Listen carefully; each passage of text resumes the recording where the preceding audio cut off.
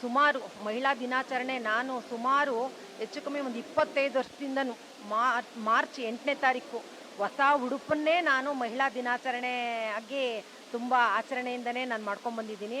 ನಮ್ಮ ಸಂಸ್ಕೃತಿನ ನಾವು ಬೆಳೆಸೋಕ್ಕೋಸ್ಕರನೇ ನಾವು ಈ ಒಂದು ಕಾರ್ಯಕ್ರಮ ಮತ್ತು ಮಹಿಳಾ ಒಂದು ಏನು ಹೇಳ್ತಾರೆ ನಮ್ಮ ಮಾಸಿಕ ಸಭೆನ ಪ್ರತಿ ತಿಂಗಳು ನಾವು ಹೆಚ್ಚು ಹೆಚ್ಚು ಸಂಖ್ಯೆಯಲ್ಲಿ ನಮ್ಮ ನೇಗಿಲ ಯೋಗಿಗೆ ಬಂದು ಮೆಂಬರ್ ಆಗ್ತಾ ಇದ್ದಾರೆ.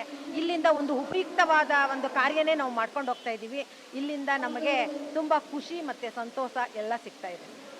ನಾವು ಸುಮಾರು ಸರ್ವಿಸ್ ಮಾಡಿದ್ದೀವಿ ಸರ್. ನಾವು ಹಿಂದೆ ಜೈಲ್ ಒಬ್ಬ ಕೈದಿಗೆ ನಾವು ಬಿಡುಗಡೆ ಸಮಯದಲ್ಲಿ ಅವ್ರಿಗಿಷ್ಟು ಅಮೌಂಟ್ ಅಂತ ಕಟ್ಟಬೇಕಾಗಿತ್ತು.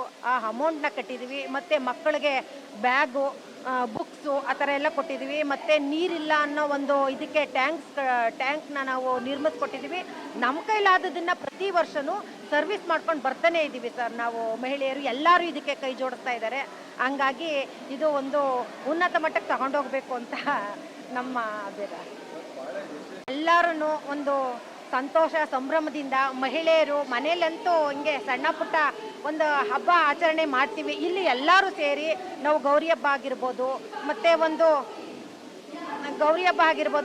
ಒಂದು ಎಲ್ಲ ಥರದ್ದು ಪ್ರತಿ ವರ್ಷ ನಾವು ಕಾಂಪಿಟೇಷನ್ ಇಡ್ತೀವಿ. ಎಲ್ಲ ಹಬ್ಬದ ಸಂಭ್ರಮ ಆಚರಣೆನ ಆಚರಿಸ್ತೀವಿ. ಮತ್ತು ಕಾಂಪಿಟೇಷನ್ಗಳನ್ನ ಇಡ್ತೀವಿ. ಇದರಲ್ಲಿ ಬಹುಮಾನಗಳನ್ನ ಸುಮಾರು ಜನ ತಗೊಂಡು ಮನೆಗೆ ಉಪಯೋಗ ಮಾಡ್ಕೊಂಡಿದ್ದಾರೆ. ಇದರಿಂದ ಉಪಯೋಗ ಇದೆ ಅಂತ ನಾನು ಹೇಳ್ತೀನಿ ಸರ್. ಓಕೆ. ಸುವರ್ಣ ರಾಜ್ ಅಂತ. ಓಕೆ.